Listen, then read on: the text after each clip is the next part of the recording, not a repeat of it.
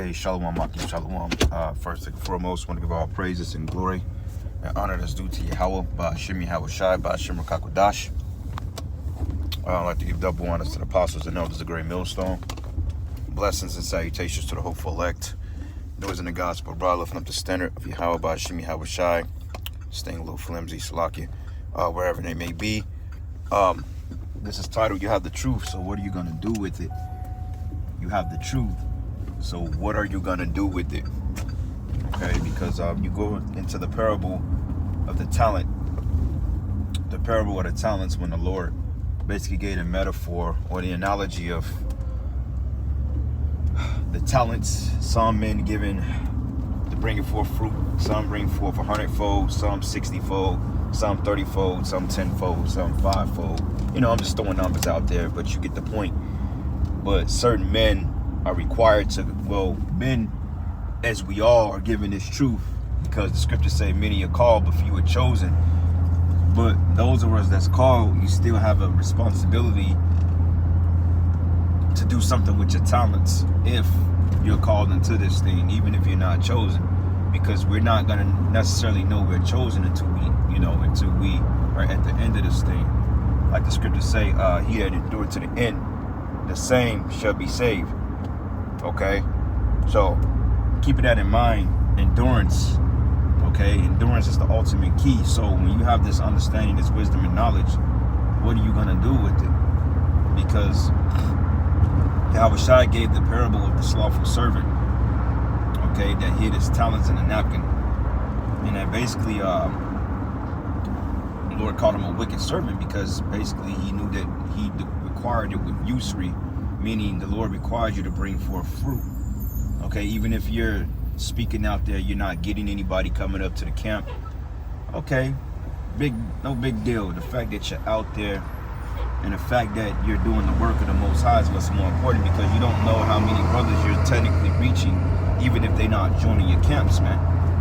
Okay, certain brothers may just not be in a predicament to come out to the camp, or they may be in different states. Like, I didn't realize, just this camp in particular, I didn't realize how many people actually followed our group or fucked with us for real, you know what I mean? Because we're Great Millstone, of course, that alone does a lot of the healthy living, because Great Millstone is, we have a big influence on Israel. Okay, I can honestly say that, Sakari is probably the most popular because of gimmicks and shit, but Great Millstone have the most influence because we're actually going into the doctrine and we're actually breaking things down. And we're not saying that Sakari is not doing that. We're not saying that they're not going into the scriptures and doing things as we do them things. But certain things they go into is a little finicky. Some things is a little off. They make some points that's on point, but then again, it kind of get to kind of almost bending like. But and you got Nate's camp, the IUIC, which they're just solely sold on gimmicks, and it's about mirth with them.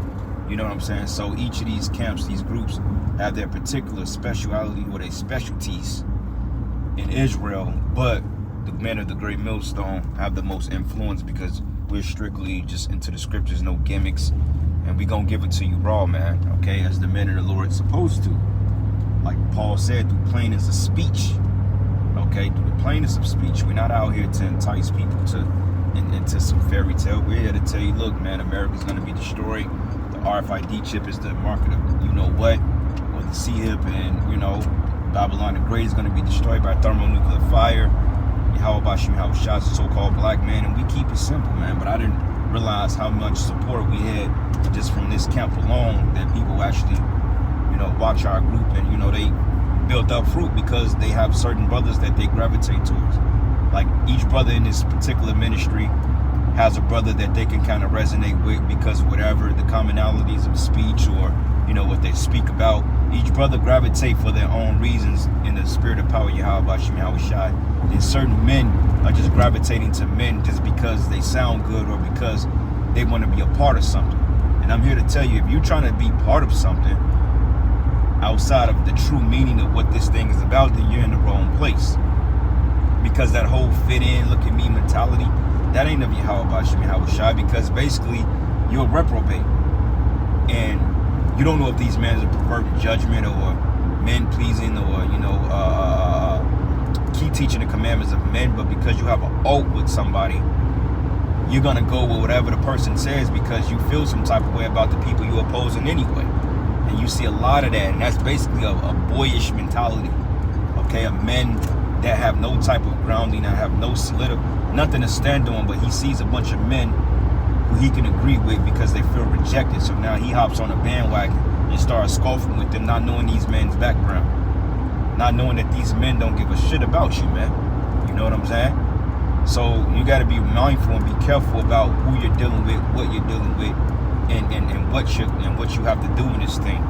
Because going back into the parable of the talents, man, you know, hey, the Lord said, look, I come to collect mine with usury. So if Yahweh Shai gives you this truth and understanding, you don't have to be the top brother. You don't have to be the most deep brother. You don't have to know the most precepts. But the fact you a brother and you doing the work, and the Lord, you know, ain't find fault to cash their ass out of here, then it ain't nothing for you to be complaining about. Just continue to give it what you got, man. But when you just don't try and you give up and you say enough is enough, then hey, you getting weak and you getting fatigued, man. And you got to take a step back and you got to ask the Most High, is this thing for you or not? Because the first thing you do when you feel like you're getting weak is you got to examine yourself, man. You got to ask yourself, are you really built up? Sometimes you got to go back to the drawing board, man. You know, like we got a term in my camp, back to the jungle. You know what I'm saying? Back to the basics. Because when you come so far in this thing and you stop going into the basics, then you will lose a lot of that foundation. And what happens if you don't keep the okay, let's give the analogy of a home, right? Let's just say when you first buy a house, the first thing you're checking, okay, no matter how good the house looks or whatever, you're checking the foundation. You're making sure that there's no cracks in the foundation. You make sure everything is paved correctly, the side, and you make sure that it's weatherproof. You're making sure that it can stand up to basement or flood damage, you know what I'm saying, hail damage. These are the basically attributes of a house that's not going to be broken down. Like the Lord said, look, we build upon the rock should he build this church, and the gates of hell should not prevail against it, man. But you got men that build their church off sand, you know what I'm saying, in a feeble ground. And what happens when the waves come and beat upon the house, it gets washed away. But when you build that foundation on stone, ain't nothing gonna wash it away, man. Yeah, it may get discolored, it may turn algae green, but guess what? It's still standing because it will stand the test of time. That's why when you go in to appraise a house, man, first thing you do, you look for cracks in the foundation. Do you want to invest in that? And if that house is perfect, then fine. You invest in it, you dwell in it, but at the same time, after a while, the foundation gets weary because it's in constant use or you ain't using it. You know, when you overuse something, it deteriorates. When you don't use it, it deteriorates. So going back to the jungle, getting that foundation back in you is always a way to build your confidence in this thing, okay? Going back into the first 5 books, to the book of the law, like me personally, in the classes, we finna start going back through the law. You know what I'm saying? Honestly speak, looking at that debate, which that was horrible, man. That shit was so comical, man. I mean, basically, he was playing with them guys. But see, that's what happens when you have a doctrine that's filled around hate and envy and strife.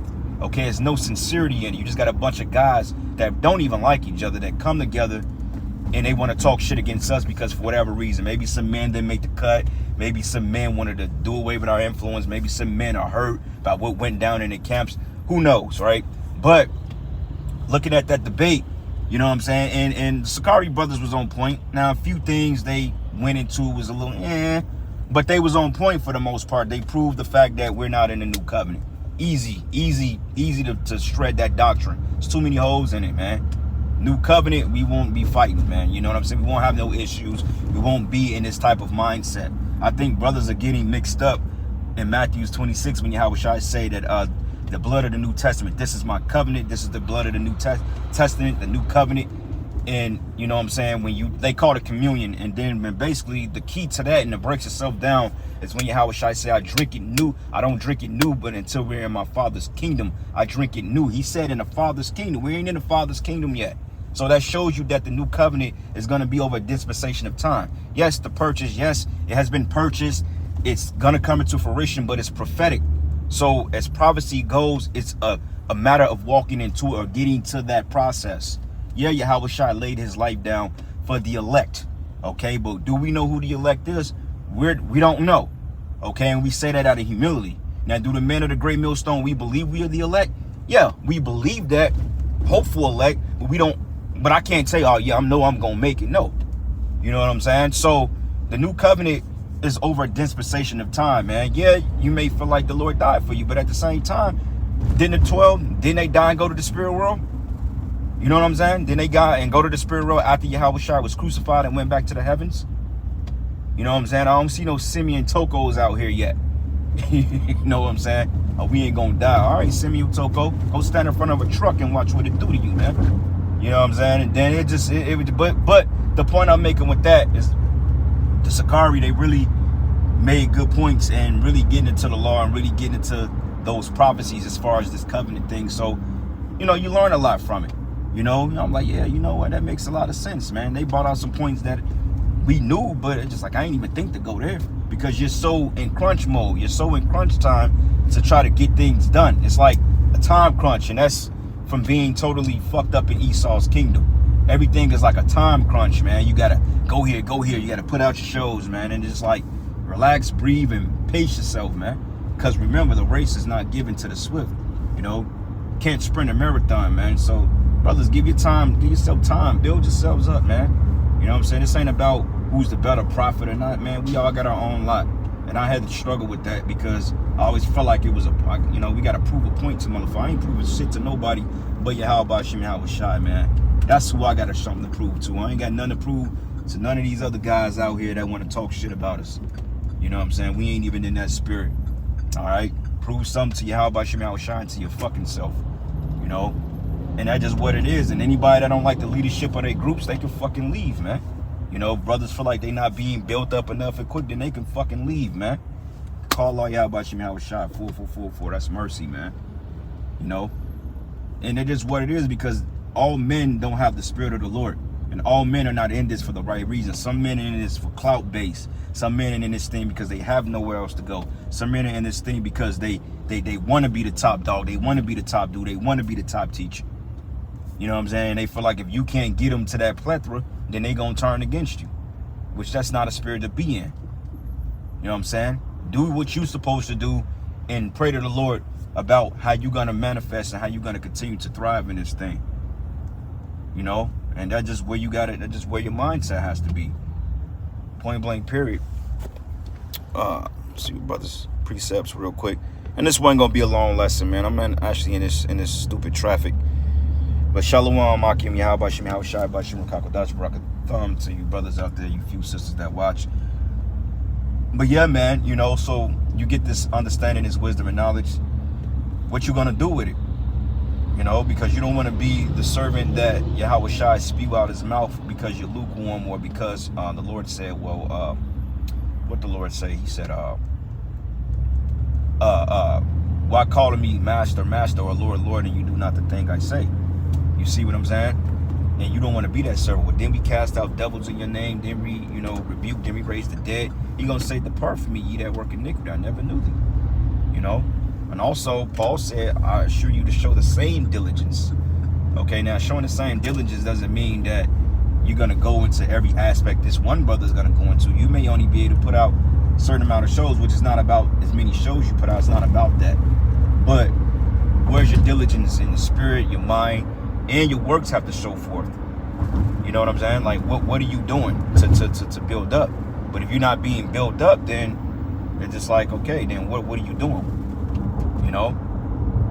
Because, I mean, after a while, it's just like, shit, you can only have a spotter for so long on a weight bench before you got to be strong enough to lift that weight yourself, man. You know, you've been in this thing 5+ years.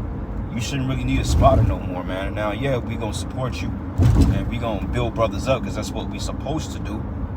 But overall, man, you should have some type of arsenal. You should have some type of motivation to speak, man. You know, you shouldn't need nobody to constantly put fire under you and tell you, man, go do some shows, man. Go out to the camp. You know what I'm saying? Pray. You shouldn't have nobody to constantly tell you to do that. You know, we're grown men. You know, you can't let the woes of this world get involved with your life and the truth. Because the scriptures say, man, you'll love one and hate the other. So you gotta ultimately you just have to choose what's more important, man. You know what I'm saying? If I can't even say it no other way, that's what it's gonna be. You You know, but hey, brothers, man, that's really it. Nothing too deep, man. Just something that was on my thought. You know, if you got this faith and understanding, do something with it, man. Because the Lord, He'll take it. Scripture say that He'll take it away what He have, man. And also, the Lord can give your talent to another. Because other brothers out here, man, they can use it. So, you know, if you slacking off of your talents, the Lord can take what you did have and give it to another brother, man. And the Lord will appoint your portion with the hypocrites. You'll be destroyed. Okay? Now is not the time to be getting weak and getting discouraged and falling out the truth and doubting, man. This ain't the time for that. We're too close. Literally, man. The brother, I believe his name is Ashiar, he did a video basically going into the acceleration of the 2030 agenda, man. So they said they had to get this thing up by 2030 and Esau has to accelerate. That means that's half the time. So we in 2023, man. We literally are halfway through the year. We gonna be in 2024 when you blink. When we wake up tomorrow, it's gonna be 2024. You know what I'm saying? How much longer do you think we have? Out of all the hell that's breaking loose on the planet Earth, the dollar's pretty much out of here this year, man. So it's just like, come on, man. Start, you know, just wake up, you know, and when all hell break loose, don't act like you've been doing this thing for so long. There's a lot of men that fell out the truth. They gonna come back and say, man, I've been doing. No, you wasn't, nigga. Stop lying. You know, stop lying. A lot of guys gonna act like they never left. Come on, bro. Like, we see you, man. So just do the work, man. Do the work. Because the Lord said, tarry not to serve the Lord, man. Okay? Not when the evil days come. Nah, don't wait.